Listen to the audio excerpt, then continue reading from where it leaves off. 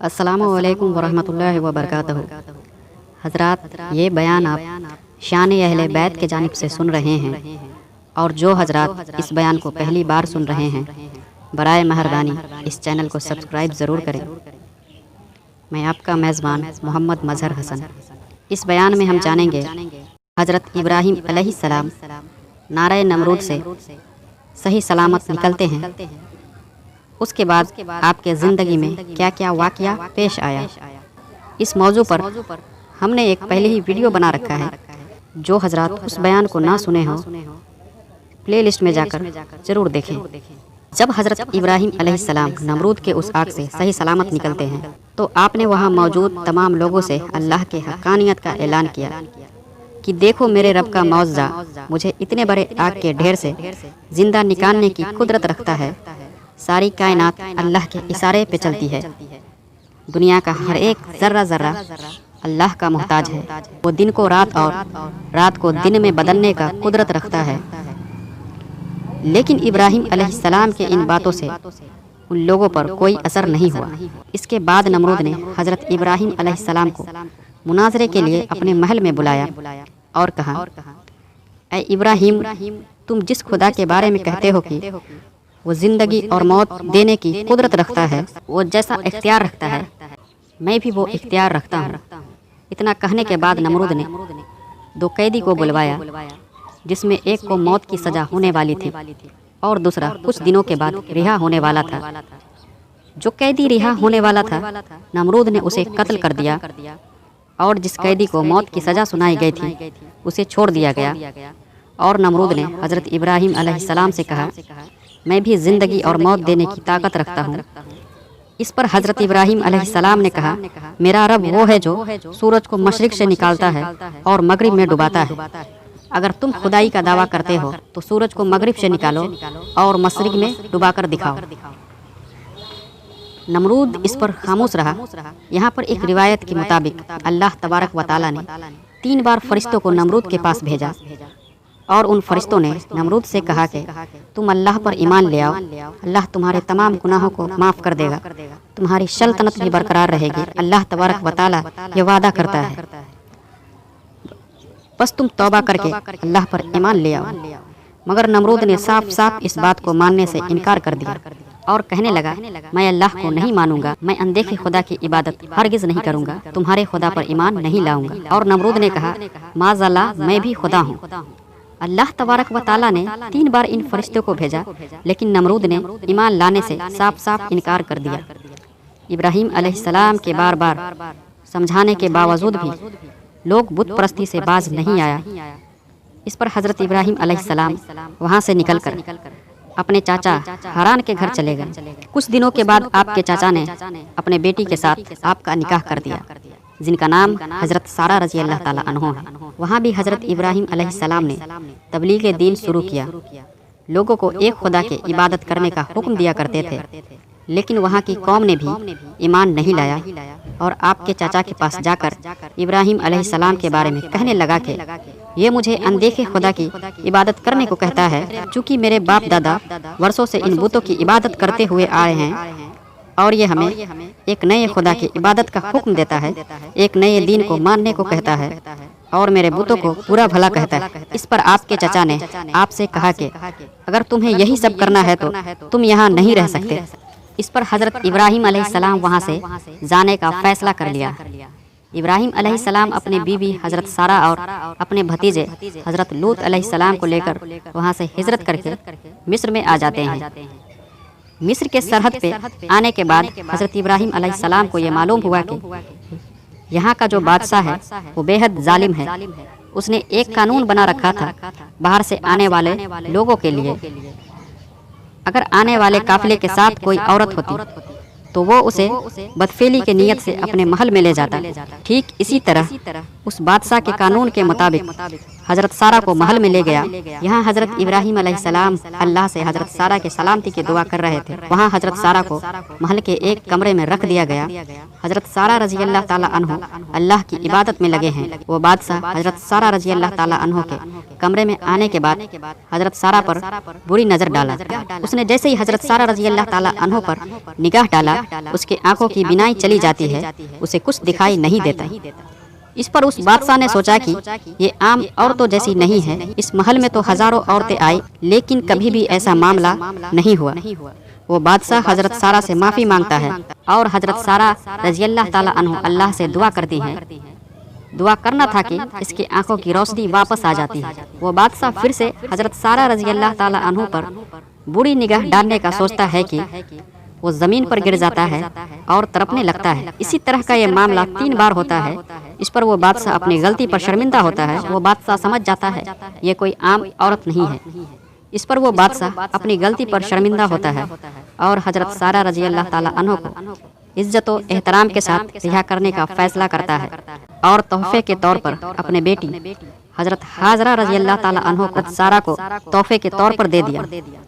बाज़ रिवायतों में हजरत हाजरा को खादिमा भी बताया गया है और एक रिवायत के मुताबिक हजरत सारा की तरह हजरत हाजरा को भी महल में लाया गया था और हजरत हाजरा पर भी उस बादशाह का मंसूबा नाकाम रहा। इस वजह से हजरत हाजरा को भी निहायत इज्जत और एहतराम के साथ महल में रखा गया था। अब हजरत इब्राहिम अलैहिस्सलाम, हजरत सारा रजी अल्लाह ताला अन्हु और हजरत हाजरा रजी अल्लाह ताला अन्हु और हजरत लूत अलैहिस्सलाम, ये 4 लोगों का काफिला मिस्र से चलता चलता फिलिस्तीन आ पहुंचता है।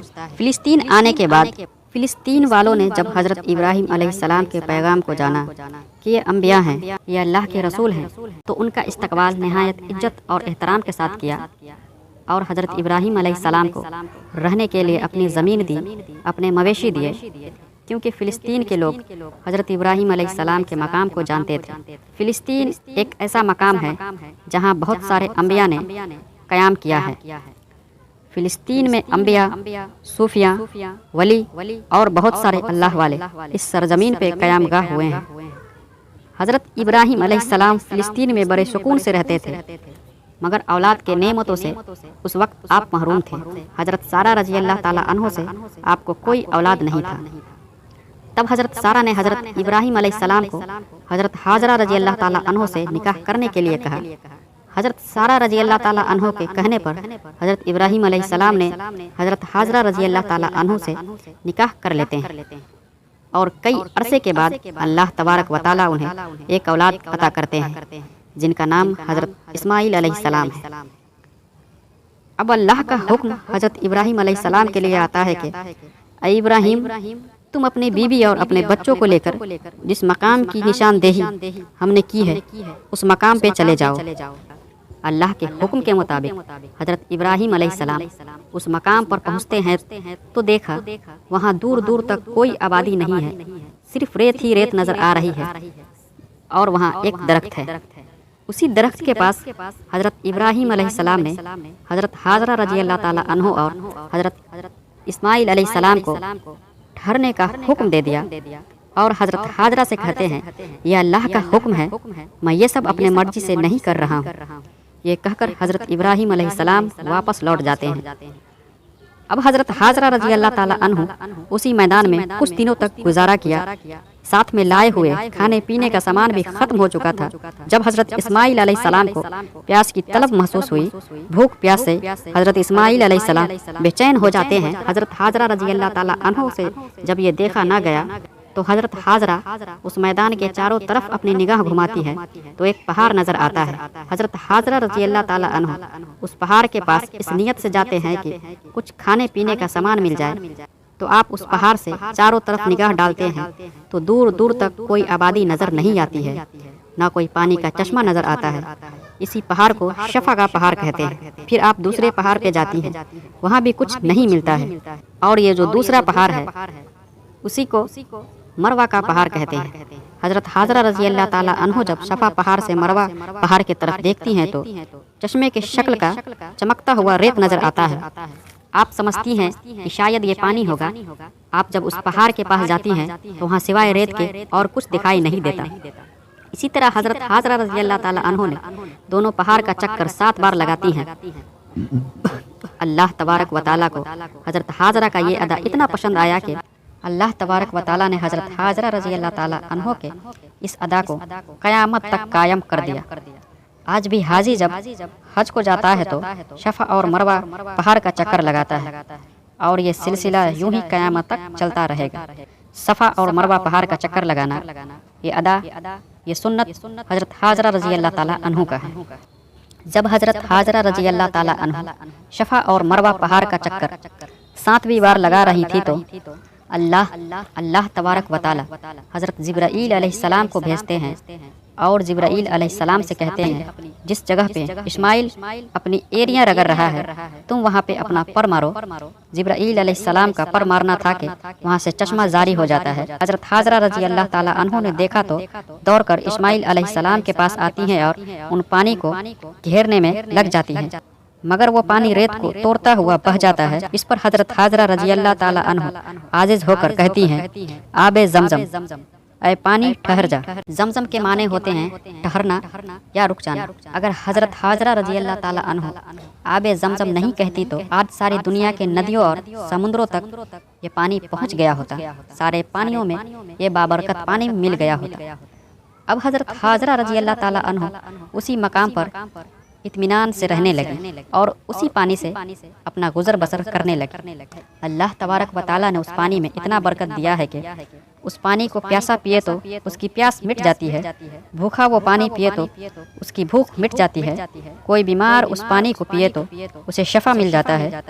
جو اس پانی کو جس نیت سے پیے آب زمزم ویسا ہی اثر کرتا ہے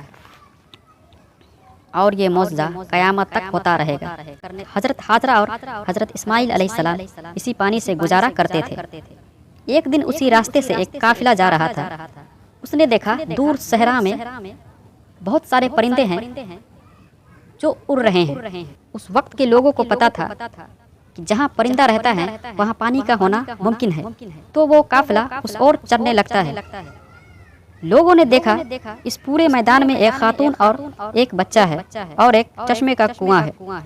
ان لوگوں نے حضرت حاجرہ رضی اللہ تعالیٰ عنہ سے کہا کہ اگر آپ اجازت دے تو میں بھی اسی مقام پر رہنا چاہتا ہوں، کیونکہ یہاں پانی کا بندوبست ہے، اگر آپ کی اجازت ہو تو ہم یہیں بسنا چاہتے ہیں۔ حضرت حاجرہ رضی اللہ تعالیٰ عنہ کی اجازت سے وہ لوگ وہیں بس جاتے ہیں۔ دھیرے دھیرے وہ ویران سی جگہ آبادی میں بدل جاتا ہے۔ وہاں حضرت حاجرہ اور حضرت اسماعیل علیہ السلام کا لوگ بہت عزت اور احترام کرتے تھے۔ لوگوں نے حضرت اسماعیل علیہ السلام کو اپنے قبیلے کا سردار بنا لیتا ہے۔ لوگوں کا آبادی ویسا ہی بڑھتا گیا اور وہ ایک ویران سی جگہ آبادیوں میں تبدیل ہو جاتا ہے۔ حضرات، اس بیان کا تیسرا حصہ انشاءاللہ آپ لوگوں تک ضرور پہنچاؤں گا۔ ویڈیو بڑا ہونے کی وجہ سے میں یہ بیان یہیں تک رکھتا ہوں۔ اللہ تبارک و تعالیٰ سے دعا ہے اللہ تبارک و تعالیٰ ہم سب کو اپنے امتحان میں عزت اور ایمان کے ساتھ گزارے۔ آمین و ثم آمین۔ السلام علیکم ورحمۃ اللہ وبرکاتہ۔